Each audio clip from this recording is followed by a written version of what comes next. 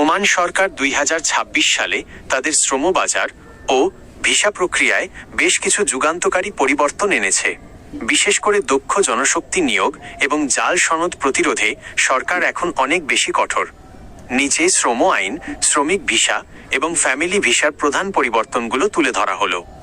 শ্রমিক ভিসা নতুন পেশাগত স্বীকৃতি ব্যবস্থা 2026 সালের 1 জানুয়ারি থেকে ওমান সরকার একটি নতুন প্রফেশনাল অ্যাক্রেডিটেশন সিস্টেম চালু করেছে। এর ফলে আগমনের আগেই সনদ যাচাই, বিশেষ করে প্রকৌশল, ইঞ্জিনিয়ারিং, লজিস্টিক্স এবং অ্যাকাউন্টিং পেশায় নিয়োজিত কর্মীদের ওমানে প্রবেশের আগেই তাদের একাডেমিক এবং পেশাগত যোগ্যতা যাচাই করা বাধ্যতামূলক। ওয়ার্ক প্র্যাকটিস লাইসেন্স যোগ্যতার প্রমাণ দেওয়ার পর কর্মীদের একটি ওয়ার্ক প্র্যাকটিস লাইসেন্স দেওয়া হবে। এই লাইসেন্স ছাড়া ওমানে প্রবেশের ভিসা ইস্যু করা হবে না। জালিয়াতির বিরুদ্ধে কঠোরতা, যদি কেউ জাল সার্টিফিকেট বা ভুল তথ্য দিয়ে প্রবেশের চেষ্টা করে তবে বড় অঙ্কের জরিমানা, লাইসেন্স বাতিল এবং আজীবনের জন্য দেশ থেকে বহিষ্কারের ডিপোর্টেশন বিধান রাখা হয়েছে। 2. Family visa, family joining visa. পরিবার নিয়ে ওমানে থাকার নিয়মে বেতন ও শর্তে পরিবর্তন আনা হয়েছে।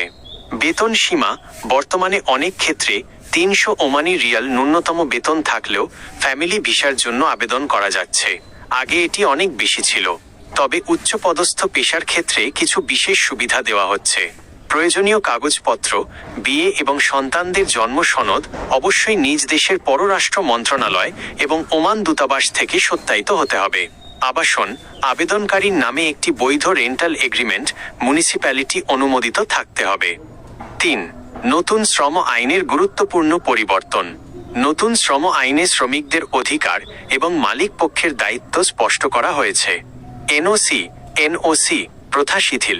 যদি কোনো কর্মী তার 2 বছরের চুক্তির মেয়াদ সফলভাবে শেষ করেন তবে তিনি আগের মালিকের অনাপত্তিপত্র এনওসি ছাড়াই অন্য কোম্পানিতে চাকরি পরিবর্তন করতে পারবেন।